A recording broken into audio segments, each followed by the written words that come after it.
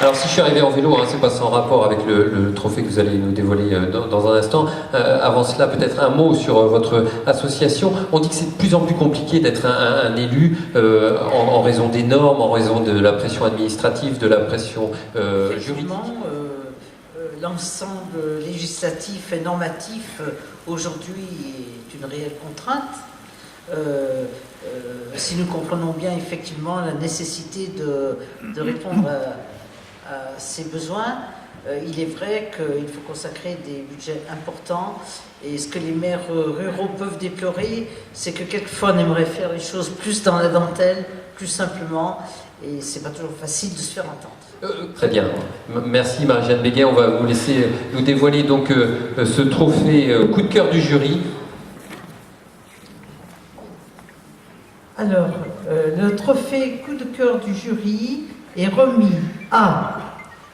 Voilà, il y a du monde, à la commune de Culose, à monsieur Franck-André Massé, le maire, à la commune d'Anglefort, à monsieur Bernard Thibault, le maire, à la commune de Mirieux-le-Petit, à Alain Bertolino, le maire, et membre du conseil d'administration des maires ruraux, et à la commune de Lochieux, à Gérard Berthier, monsieur le maire.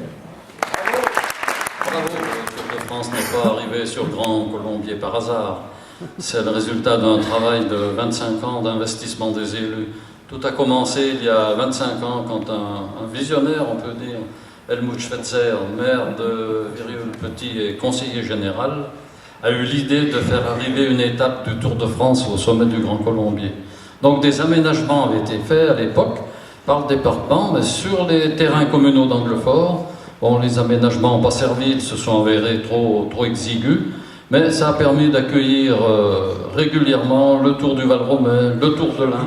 Donc le vendredi à Culose, on avait rendez-vous donc à l'entrée de la ville, et le directeur des arrivées, Stéphane Bourry, me reçoit, et je lui dis avec un grand sourire, ça y est, vous préparez déjà le Tour 2017, puisque nous sommes à moins de 2 mois de l'instant où est dévoilé habituellement le tracé du Tour.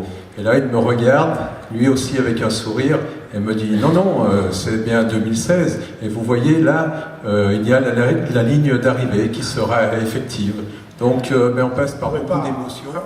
Au niveau d'une petite commune comme la mienne, comme les communes qui sont autour du Colombier, on ne pourrait pas à nous seuls convaincre le Tour de France de venir, convaincre les organisateurs du Tour de France de faire un événement comme ça dans notre commune. Par contre, on travaille bien sûr, il faut rendre à César ce qui appartient à César, on travaille en relation avec le département, et c'est quand même le département qui a la main mise sur le compte rendu de cette soirée sur notre site internet, leprogrès.fr, grâce à la formidable...